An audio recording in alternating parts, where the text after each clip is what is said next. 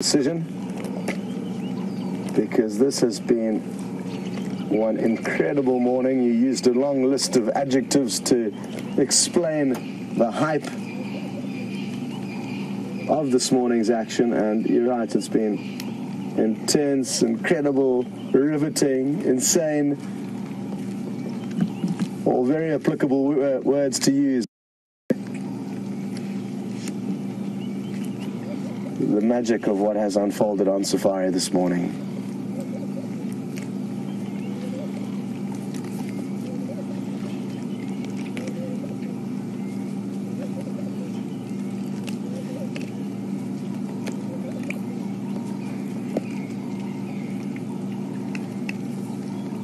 Thanks very much to Georgianne, who's shed some light on the name of this pack, the half-tail pack.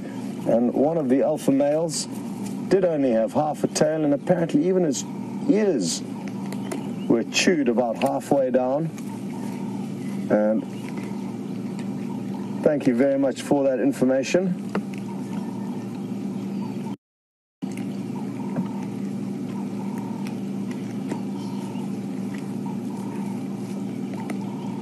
Now, it's a combination of good parenting as well as huge fortune that has allowed both packs of wild dog in this area to keep so many pups. Usually, in my history with these animals, the pups are killed on almost a weekly basis until only one or two are remaining. Oh, one's got a big piece of the tail there.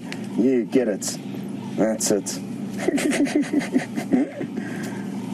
It looks like another two are having tug of war just behind a little bush, though, sadly.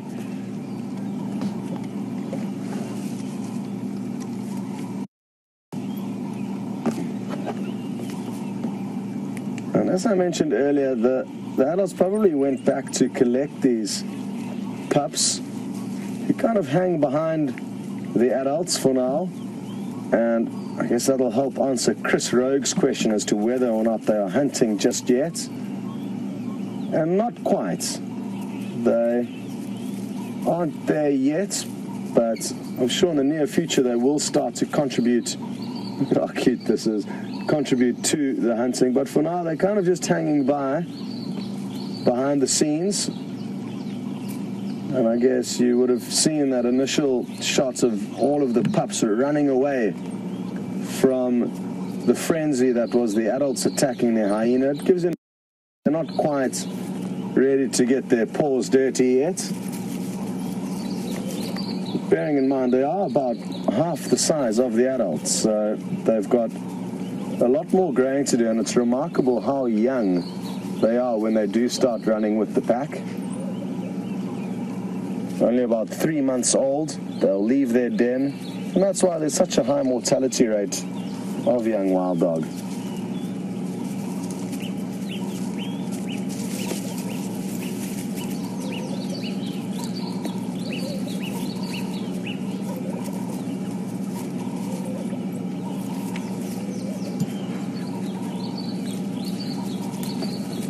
Now, when I say the pups are about half the size of the adults, I'd say they're about this tall, about 18 inches tall by about maybe 40 inches long. And let's have a close look now, Vim. There's one adult with them, and you'll see how much bigger the adult is. Double the size, quite easily, I think it's fair to say. And the good news is Jamie, who's actually managed to relocate another 5 adults of the pack, says that they are mobile south towards our position. So they've obviously caught wind of the action. And listen to this high-pitched twittering. It's almost bird-like. Little pups getting excited amongst one another.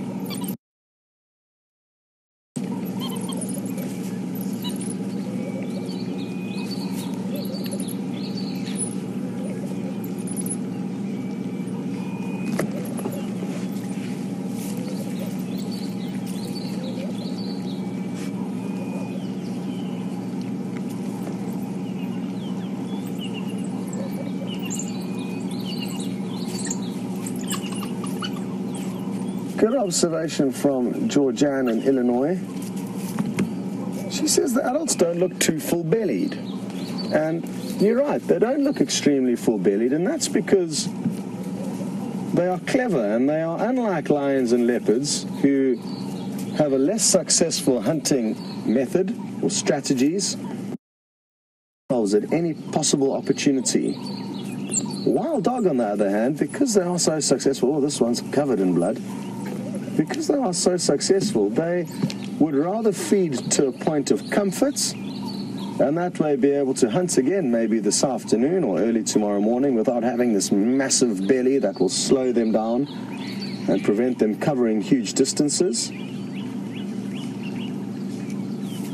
So I guess that should kind of explain why they haven't gorged themselves. They are also sharing with all the pups. If the adults were to feed on much more of their nyala, the pups wouldn't have had their turn. And like most things in nature, the adults will always look after themselves before their offspring, because it's no good having a weak adult who deteriorates over time and then cannot feed a growing, healthy youngster. It's better to have it the other way around.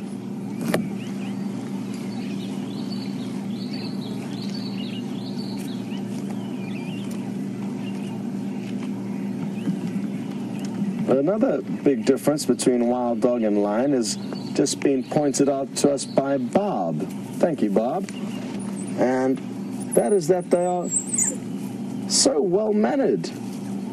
And other than a tiny bit of tug-of-war between the pups, they all share with one another. No fighting with one another, just like lions would. And that is a great observation and so true.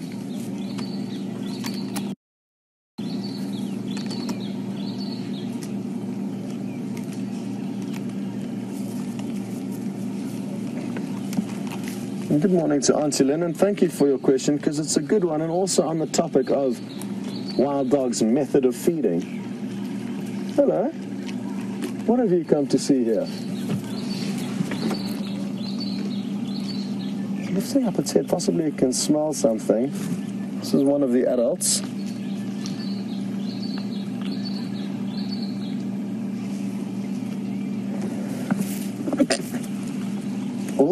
Wildebeest, aka VM the Cameron, often carries snacks on the back of the vehicle, but they're usually non-meaty snacks, so it won't be that the wild dog's looking for.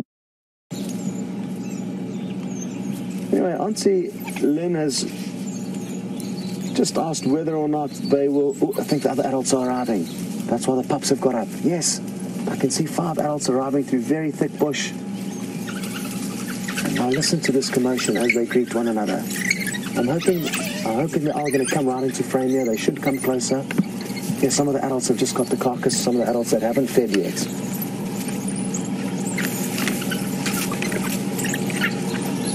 The other adults are greeting all the pups. Look at this. Shame they're still starving, these other adults, and they're now going to have their turn to feed on what's left. And it's a good time now to chat about Auntie Lynn's question. Sorry, Auntie Lynn. She'd like to know how much of this carcass will they feed on. And usually they only eat the fine cuts, but because there are so many mouths to feed, they may lick this carcass a little bit cleaner than normal, but they won't feed on the bones. There'll be a lot of carcass left here for hyena. And you can hear the pups running around wildly. They're probably greeting each of their respective mothers, the alpha and beta female. And on that topic, it's not common not common, but it's interesting that both the alpha and beta female gave birth. It's not always the case. Quite often only the alpha female will give birth. And with wild dogs, one female to up to 20 young. They've got an incredible ability to give birth to very, very large litters.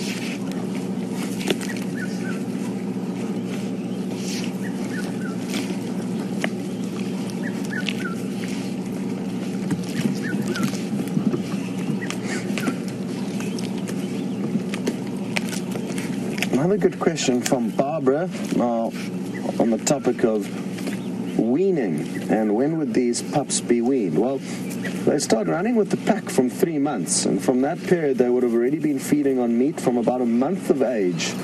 Adults will start bringing meat back to the den and they regurgitate the meat. They don't carry a hunk of meat in their mouth over large distances. What they do is they consume a meal wherever they've killed it, run back to the den, and then regurgitate, not only for the pups, but for whoever's been left behind to babysit them. So one of the adults will also get to feed on the regurgitated meat, and that happens from about a month of age. And from now, these pups, I'm sure, are fully weaned. They won't be doing any more nursing. They'll rely entirely on meat, as far as I'm aware. And again, Wild Dog can afford to have this kind of quick weaning process because they've got such a successful hunting technique. And they back themselves and know that there'll be no major need to feed their youngsters milk after a time when they're growing up in the den. Oh, there goes the Nyala's ear. And it was in fact a female. If Viam zooms into her face, we'll notice that she doesn't have a white chevron between her eyes, not a very prominent one. And a Nyala of this size would also have horns probing out of the side of its head, if it was in fact a male. No, I know this is potentially difficult for a lot of you. This Nyala has lost its life very recently, but it's a necessity out here in nature for this massive pack of wild dogs to exist. They need to feed, as we discussed earlier. And just reminding yourself of that, it is the circle of life.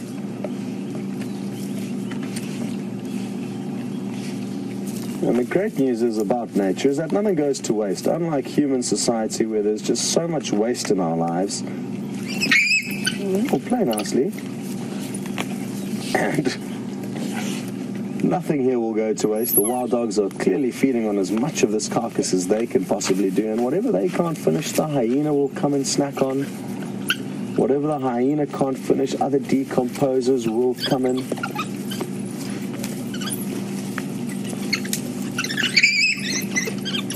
Sounds like some of these pups need a little bit of discipline, and that's what's going on here. They are begging forgiveness or for the opportunity to continue feeding on this carcass. But like I said earlier, it's important for adults to be the primary focus here. Although they'll be cheeky because they've been raised by the queen and the second in charge queen, the alpha and the beta female. They have grown up with a life having certain privileges, and that's why they're being a little bit cheeky to, I guess, some of the subordinate males, or adults rather, not just the males, male or female. And they are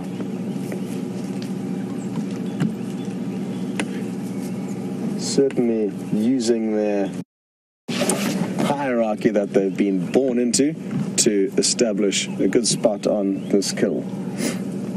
Now, I'm guessing the next thing that these dogs will do is actually get on the move again. They're not going to sleep here next to this carcass. That would be unwise. They know that not only hyena, but other predators like leopard, unlikely, but lion, better example, could come in after having heard this commotion as well as smelt the kill. So what I'm guessing is going to happen once they've all had their fair share, they're going to start moving again, hopefully in search of water. There's none very close by. The closest water to us is probably the Buffles Hook waterhole. But again, this pack isn't hugely familiar with this area as far as I'm aware. So it'll be interesting to see what their next move is. Seems like it's just pups now. The adults who were late have managed to feed on whatever little scraps they can.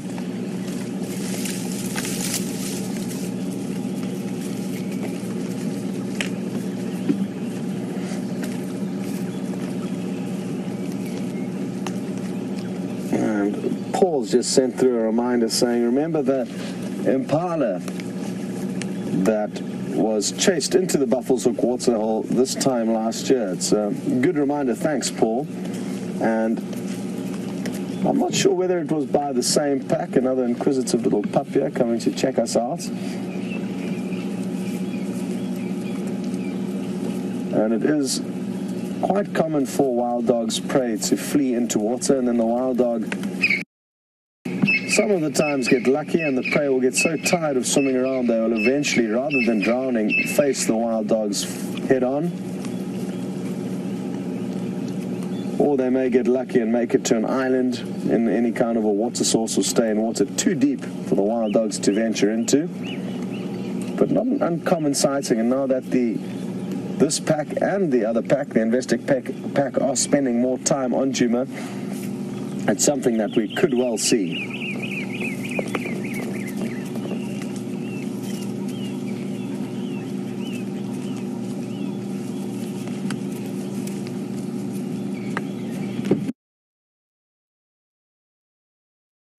Now that all the action has kind of calmed down, it's going to be worth taking hills, but all of them are considerably different in terms of where they've got their markings. Combinations of that caramel brown, white and black. And even though they look very similar to one another at a glance, if you were to line them all up and take a close look at them, you'll notice that they're actually each remarkably different to one another.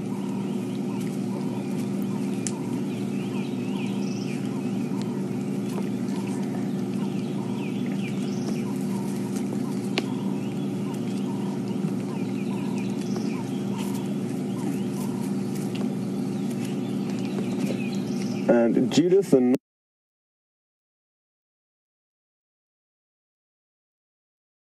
water bugs. So thanks, Judith. That's a great diagnostic feature to look for.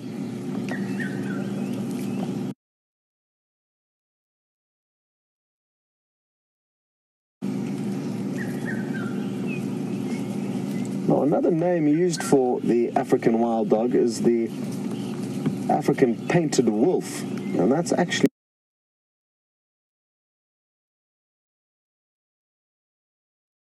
means painted wolf-like animal.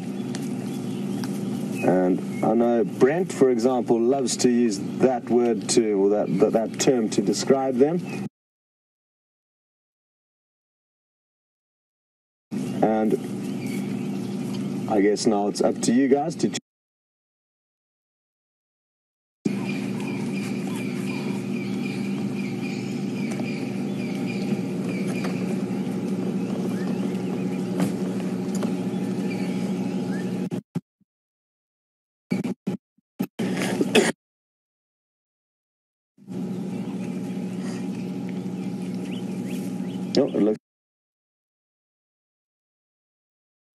I think even one adult's begging another adult for a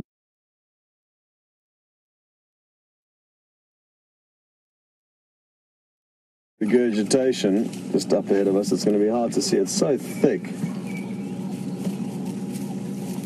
But it may well happen that one adult may regurgitate for another. Still just having a playful nibble on one another's necks. But like I say, I think it's time for the pack to start moving again. The adults are showing a lot more signs of life.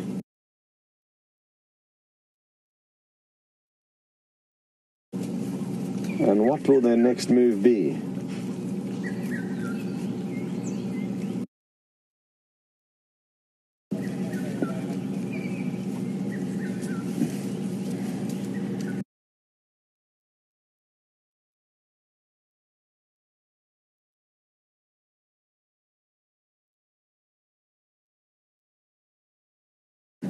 Now, after they've moved off from this area,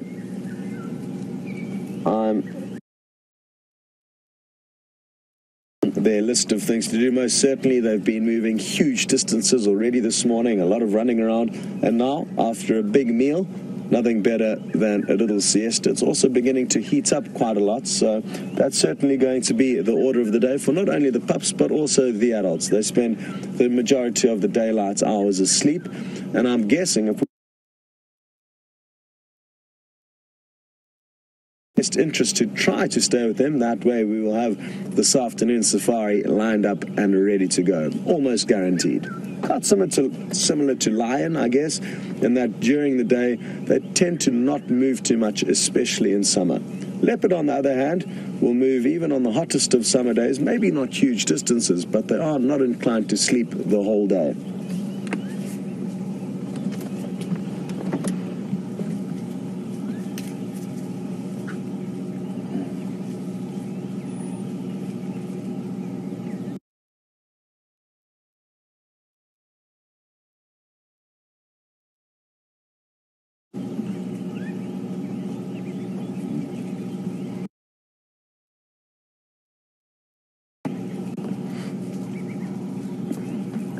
Hello to Ray in Las Vegas, and I touched on wild dogs hunting techniques very briefly earlier, but I should probably go into a little bit more depth.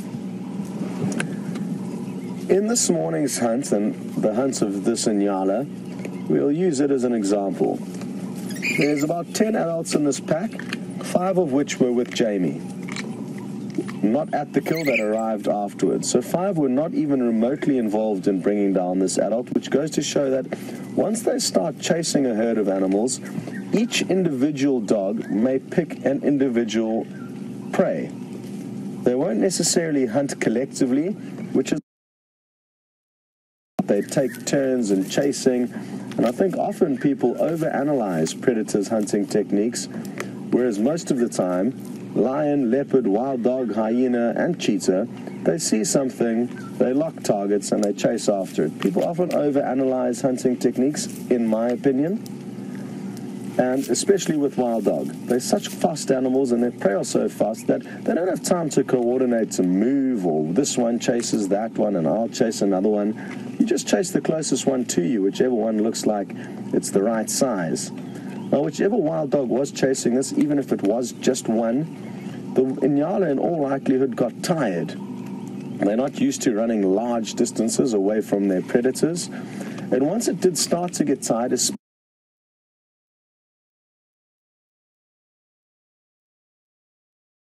it may have tripped and stumbled, or the wild dog may have bumped it over, run into its back legs, thus tripping it.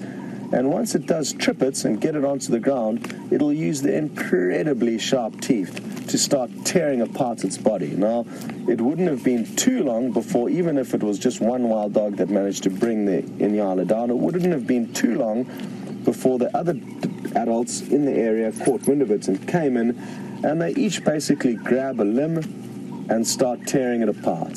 So one on the neck, one on each leg, and they just pull in all directions until eventually they each have a portion of the carcass, and at least until the carcass has been opened up, their prey. If we think of Shadow, who made that, oh, here's a good example of how they pull and rip.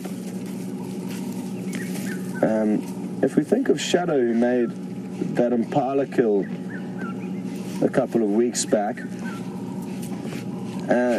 as you guys got to see Shadow, it was probably 5 minutes after she had caught that impala, yet the impala was still alive, it was still breathing, and she was just trying to suffocate it on her own. So it's by no means a faster way of dying than being ripped apart and completely dismembered.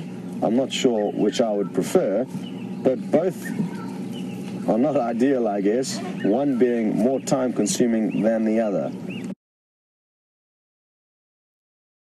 So even though I guess it could be more painful being ripped apart alive, being suffocated by your predators, and equally, oh, just got a bit of a fright there, an equally unpleasant experience. Listen to that funny kind of bark that they let off. It's kind of like a deep barking growl. And they'll let that out whenever there's a kind of threat. That's their usual call. If any danger arrives at the den, they'll let out that kind of almost like a bark. It's the closest noise to a bark that they make. Then they've also got the high-pitched tweeting that we heard another day, or heard earlier on this morning rather. They've also got a kind of whooping howl that they'll let out when trying to reunite with other members of the pack if they have got lost. So lots of different types of audio.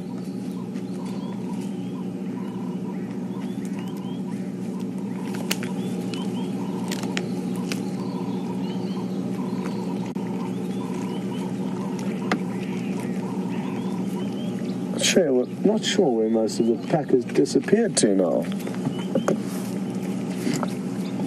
Just going to chat with Jamie quickly on the radio. Go ahead, Jamie. She is in. Yeah, just wondering what I suggest.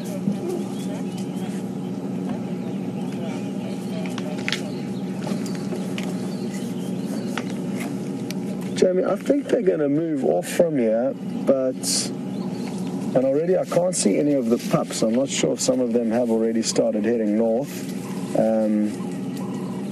But yeah, I think it'll be fine for you to head off, and I'll let you know if anything else happens.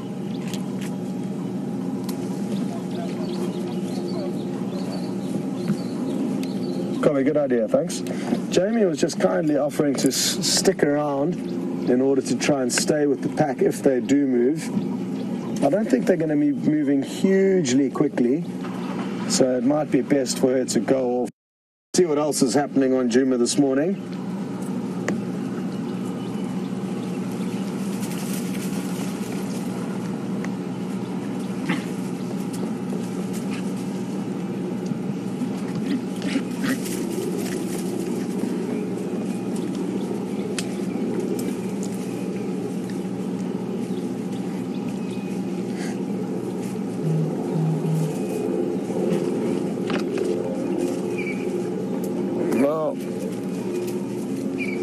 Just chatted how powerful they are in terms of ripping apart their prey. And Ellen would like to know if their jaws are the second most powerful behind the hyena. And I don't think they will be, Ellen, in terms of bone crunching ability, but they've got incredibly sharp teeth. And when it comes to dismembering their prey and ripping their prey open and ripping off big chunks of meat, that it is very well designed for. However, crunching through bone, which I guess is going to be a direct signal of how strong their jaws are, they will definitely be behind lion. They won't be able to compete with larger predators in terms of bone crunching ability. But like I said, very, very sharp teeth that are perfect for tearing apart carcasses. Just going to get a hold of Jamie quick. Jamie, which direction did you go along Bateleur?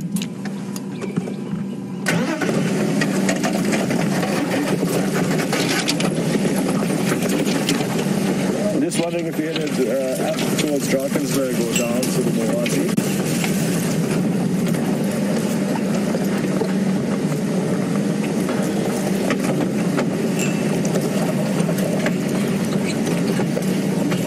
Okay, copy. Just stand by there. I think they are mobile north. I think they are actually on the move already now.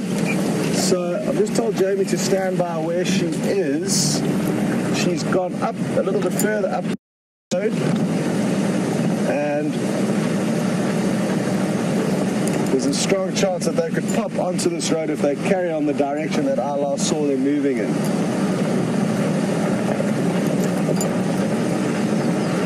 Oh no. I just saw a tiny baby Inyala run off. Tiny. I'm not sure if it's lost its mother, which is the Inyala that the wild dog was feeding on, or if it was in fact the youngster of another Inyala who may have just fled off during the chase.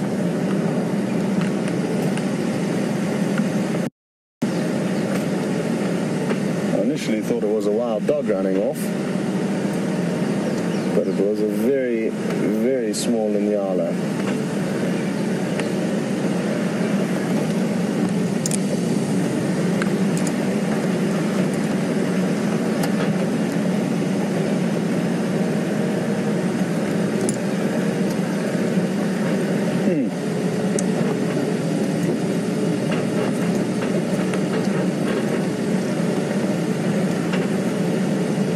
Hello to Alice, who is asking if we would see any buzzards floating around this kill anytime soon. Good question. It's quite thick bush, so it's not going to be easy for the carrion-eating birds like vultures and batalures. Buzzards don't really feed on carcasses too much, or at least the buzzards in this area. But yes, there is a strong chance that a batalure or vultures could spot that kill and fly down to pick off the little bits of meat.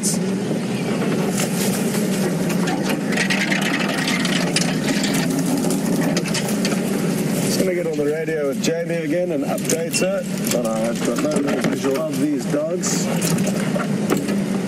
Jamie, I don't have a visual anymore. I think they may be just in the block getting away from.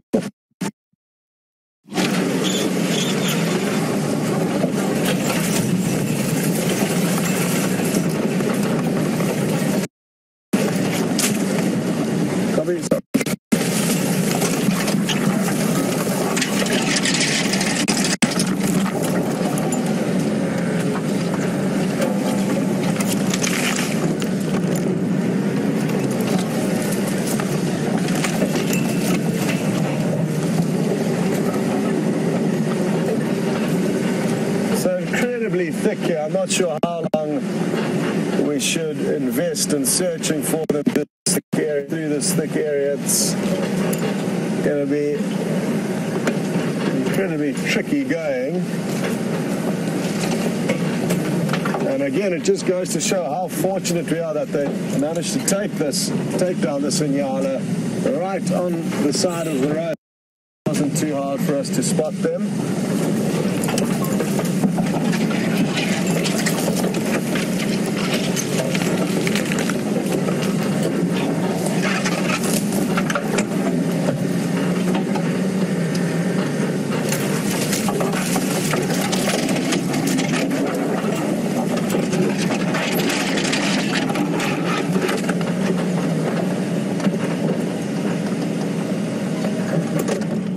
Stop the car for a second and listen, because listening can often be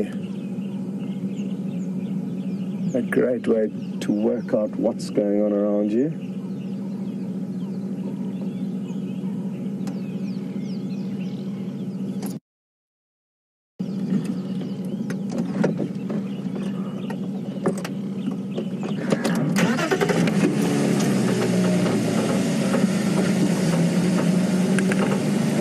Comment through from Mike saying, wouldn't the hyena and other predators respond to the twittering calls of those little wild dog pups?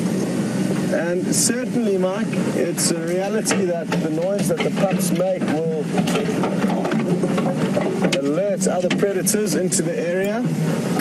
And I guess that's why earlier on the safari we saw the wild dogs teaching that hyena a lesson to try and prevent hyena thinking it's a good idea to come and wild dogs when they're on a kill. Sure. Well, I'm not too sure what we are going to do next. We are on an incredibly thick block, and I'm not feeling hugely optimistic that we're going to get another glimpse of this pack.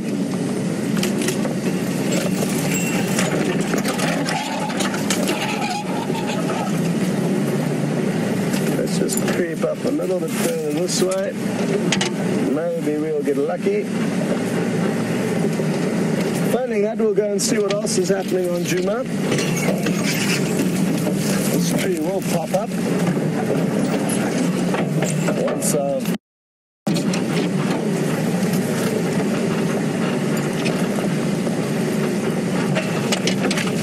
we've done a big loop exactly where we were viewing them. We were viewing them just on this corner here, and there's definitely no sign of them in the area anymore. We were just off on our left in here. So they've definitely moved off. That's where we were. Liam's actually going to zoom in and show you the remaining fur on the carcass. So we will now continue, do a big loop around, and see if they aren't still on the move. Again, I'm just going to update Jamie quickly. Jamie, no sign of them still in this area. I did a big loop back to the kill. I'm guessing they've moved north. I'm not sure how far. Okay.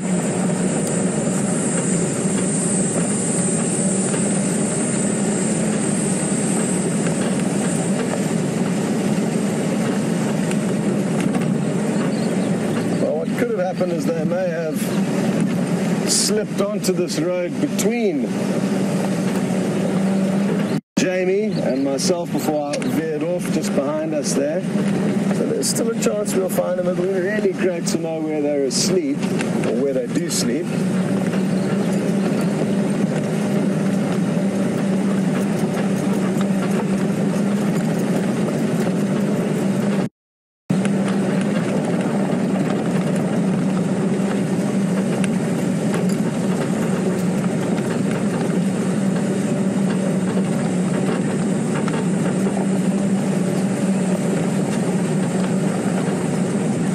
Chatting earlier about the two packs that we're seeing at the moment, this pack being the half-tail pack and the other pack being the Investec pack, and the fact that we were sandwiched between their two den sites with no access to either of them, one to the north, one to the south. And Vernie would like to know if a pack has ever denned on Juma. I'm certain it would have happened over the years, Vernie, but I've only 1 year, and it hasn't happened in the year that I've been here. I was very fortunate when I started my guiding career, as every single year, for the first 3 years, there were wild dogs denning on the property that I could traverse. So I got great insights into wild dogs and their dens. When you've got a den site on your property, it's like having a gold mine in terms of game viewing, because the pack and the parents will hunt in an abnormally small area in and around that den. Don't be fooled, it's not a small area, but for wild dogs it's an abnormally small area. So almost guaranteed sightings on a daily basis, with the adults ferociously going about their business to feed the up-and-coming new members of their pack. So it'll be interesting to ask Taxon and Aubrey, some of the Juma guides who've been here for many years, when last they did have wild dogs standing on the property.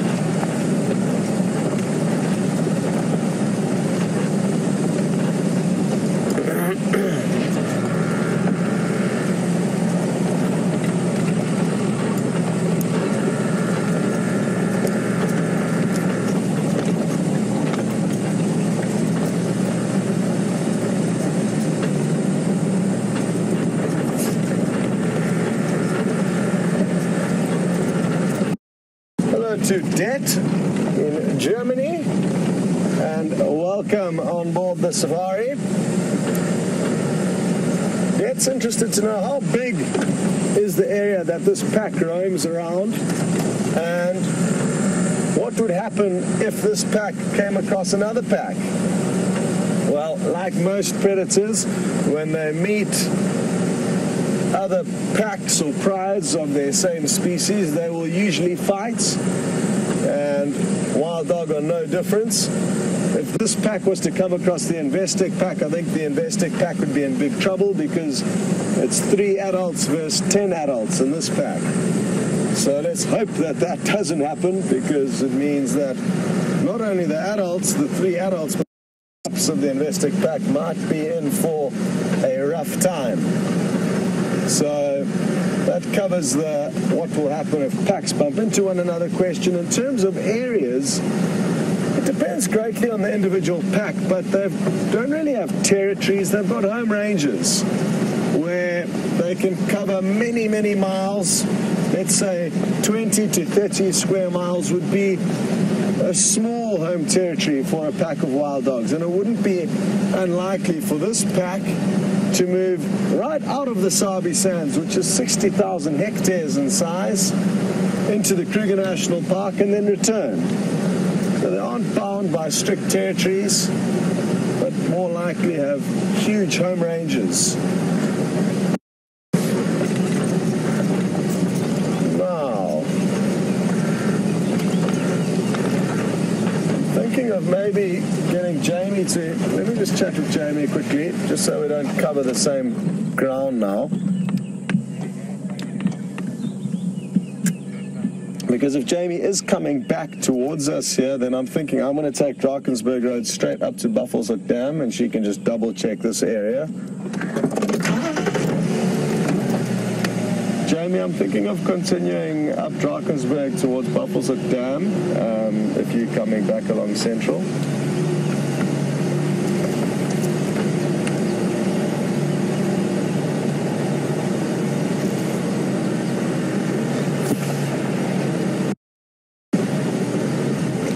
Okay, copy, very good. Well, it's been an absolute pleasure working with Jamie this morning. It can be difficult making decisions as to what to do and who goes where, but it's been very, very easy with her, and we seem to have been just making all the right moves with one another.